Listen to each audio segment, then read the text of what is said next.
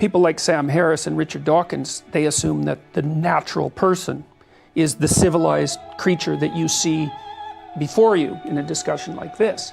But I don't believe that. I think that people are far crazier and far more destructive and far greater as well than the typical rationalist approach.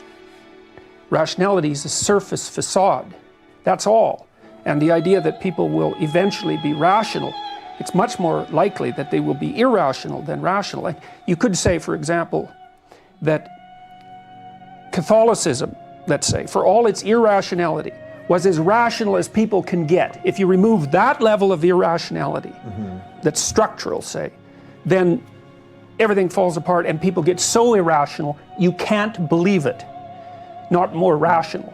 You know, because they, like Harrison and his crowd, think that we were superstitious for thousands of years.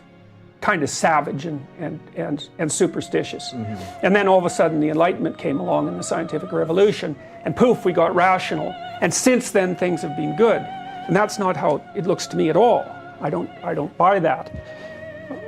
I think that our rationality, as I said already, our rationality, even our science, is nested inside this larger metaphysical structure. This is also something that Carl Jung would be an advocate of.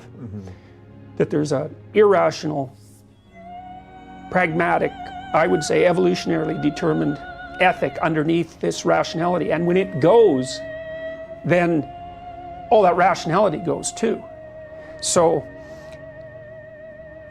yes, you can be a non-believer, but the funny thing about that is too, you can't be a non-believer in your action, you see, because Harris's metaphysics is fundamentally Christian.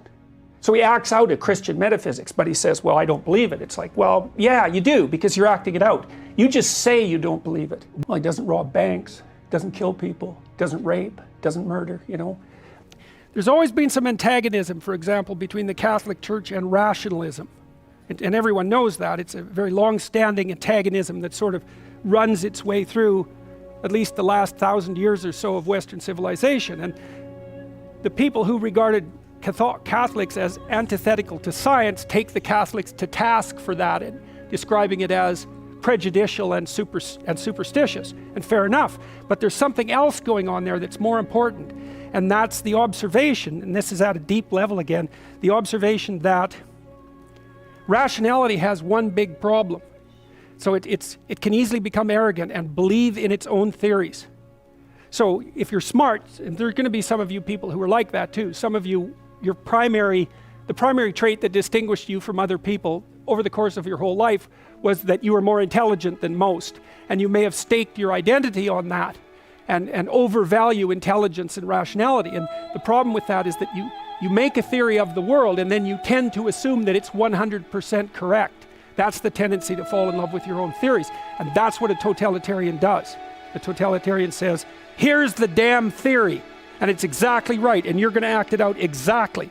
And if you don't, well, we've got some special treats in mind for you. And one of the most terrible things that I encountered while reading about totalitarianism, and this was even more true of the Soviet Union under Stalin, was that the true believers, and there were many of them, were in a terrible position because according to their own doctrine, they're already involved in the process that was going to bring utopia to mankind. The problems had already been solved, but many of them were still suffering terribly as individuals. But if you're a totalitarian believer in utopia, your own suffering becomes heretical, right? Because your suffering is an indication that the damn theory isn't correct. And so then you're in a terrible position because you either admit that the theory isn't correct and fall apart because of that and maybe face terrible punishment as well, or you have to separate yourself from your own suffering and lie about it fundamentally. And of course that's exactly what happened in places like the Soviet Union, where everyone lied about everything all of the time, to themselves, to their family members, to their friends. The entire system was completely permeated by lies. And so you get this terrible place that scars the ruler over, which is totalitarian and brutal and murderous and resentful and deceitful and arrogant all at the same time.